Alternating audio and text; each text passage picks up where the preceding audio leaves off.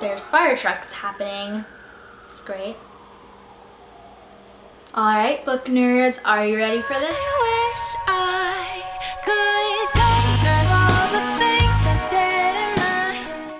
It's time for my June wrap-up and July TBR. So I'm going to do just a short sort of how I felt about the books that I read last June, and then I'm going to do my July TBR. I will also talk about which books I plan on reviewing more thoroughly throughout in the next, whenever I decide to film those is what I'm trying to say. So let's just get going because there's no more I need to say in front of this video.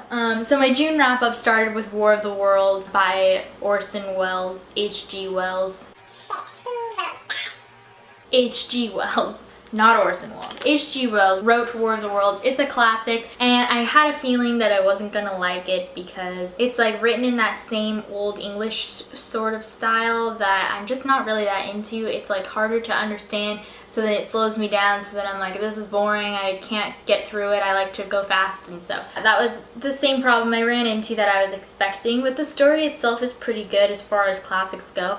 I liked the story. It is interesting because since when it was written, we know things about, like, it's supposed to be Martians, like aliens from Mars. We have quite a bit of information now, so it's not that scary like it would have been before we knew that there's no life on Mars anymore, not big enough to succeed in this huge war or anything like that. So that's pretty interesting, and I kind of wish that I could have read this like back when it was written, because it would have been much more like insane to read back then.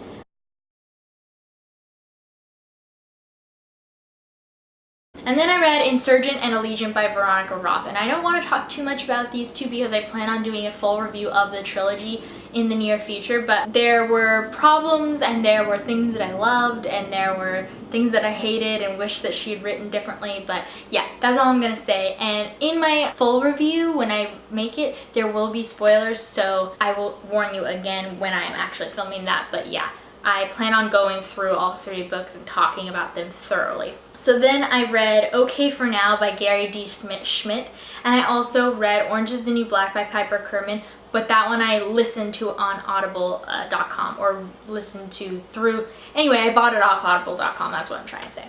So Okay for Now, let's talk about that one first, which I loved. It's about this 13-year-old boy who moves to this new town because his dad gets a new job. His dad is sort of abusive, so that's not very good. He's just going through a lot of shit. His oldest brother, he's got 2 brothers, he's the youngest. His older brother is in Vietnam. It takes place during the Vietnam War, so that's happening right now. There's just all this stuff going on. He ends up going to Marysville, the Marysville Library, because he sees this girl who he thinks is cute, and he goes upstairs to the library and finds this book, and it's a book of paintings or drawings, I can't remember which, by this famous artist, and he starts to like trace it with his hand, and then the librarian comes in and is like, oh, you should draw that sometime, draw it from memory or something. He's like, I don't draw, I'm not a chump. And then he realizes that he just loves to draw, and that's kind of how he gets through his 8th grade year, where everyone thinks he's this little punk who's stealing things and all this stuff, and he's just going through a really hard time, and it's the art that gets him through. And I really liked the story. There's some surprises at the end that I don't want to give away because the book is really good and you should definitely read it yourself. So yeah, that's Okay for Now by Gary D. Schmidt. Then I listened to Orange is the New Black by Piper Kerman, and that was a really interesting book. I really liked it. I plan on doing a full comparison between the TV show and the autobiography of Orange is the New Black in a video by itself. So I don't want to talk about that too much right now, but I do want to say that the book was very good, and it is, anyway, the point is that it was really good and I really liked it. It's narrated by Cassandra Campbell, which I thought was cute because my name's Cassandra. But, and she did a really good job with all the voices that she had to do and everything. That was really cool. So that was my June wrap up, and I hope you guys liked this video and subscribe so that you can see those upcoming reviews and comparisons and all that stuff. But I want to get to my July TBR. So the first thing I'm going to be reading this month, which I've already just barely started, I read the first 3 pages of the introduction, is The Vagina Monologues by Eve Ensler. This is actually a play that Eve Ensler, she went around and asked women about their vaginas and then created monologues through their stories that they told her and then created a play through it. So this book at least is not it's not too much like the performance. If you read a play, it's usually like actor moves stage left, blah blah blah blah blah, and then there's a line and it says Anna, the line, and then James speaks, and then it says in parentheses Anna moves stage right or whatever. And I really hate reading plays for that reason. It's like not fluent enough for me. It's fluid on stage, it's just not fluid in the written form for me. But this one doesn't seem like it's going to be like that since it's all monologues. It's only one person on stage speaking. So this is just so big. It's so good. Not big as in, anyway, I just want to read this. I've heard so many good things, and it's, if you are a woman, you should read it. That's what I'm saying, okay? So pick it up. Maybe even if you're a man, because you should know what we go through. So yeah, this is the first book I plan to read this month. Then I want to read a few more things. I have 5 total. I really would love to be a part of the Booksplosion Book of the Month read along or whatever it's called, and that they are reading The Warrior Heir by Cinda Chima, I'm not sure how to say her name.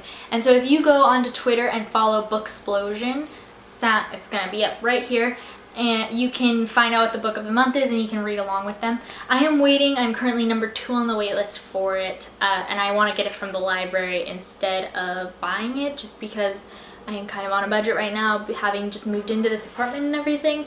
So I'm hoping to do that because that would be really exciting. So if you want to read along with me this month, go and follow my Twitter account, which is also just MissSassyKassie. We can read some books together. That would be really fun. So then the next book that I plan on reading this month is The Card Turner by Louis Satcher. It's about this boy who just finished junior year of high school, and he goes and his parents make him go help his great uncle, I don't remember his name, Leonard maybe, play bridge. That's what it's called, the card game Bridge.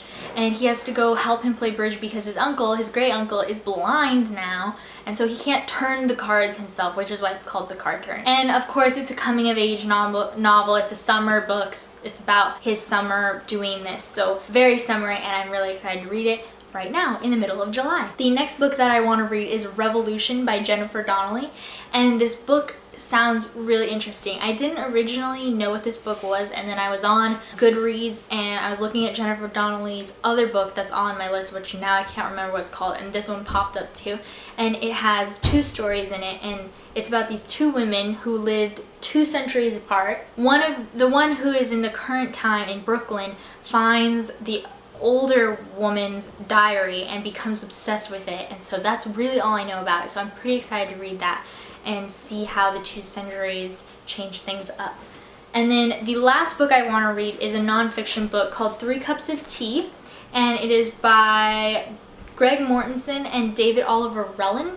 And this is a book about how Greg Mortensen went into this little Pakistan village after he tried to climb the mountain K2. I'm not sure what that means, but it's part of the Karakoram Mountains. And so maybe it's the 2nd mountain in that range, I'm not sure. But he went and tried to climb it and he failed. He went into this Pakistan village after he failed, and he just found that they were so kind to him.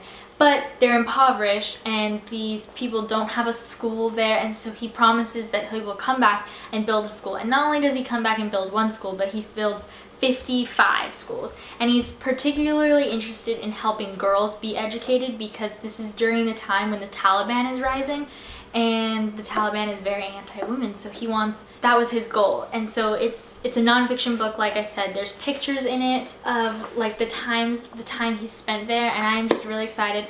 I got this book when I was in like 9th grade, and back then I was just so not into nonfiction. So I'm trying to read a nonfiction book one nonfiction book every month, because I feel that it's important to read autobiographies just as it is to get immersed into this fake world of, you know, Harry Potter. I'm just saying, I love Harry Potter. It's my favorite book ever. But yeah, so I'm trying to read some nonfiction every once in a while. So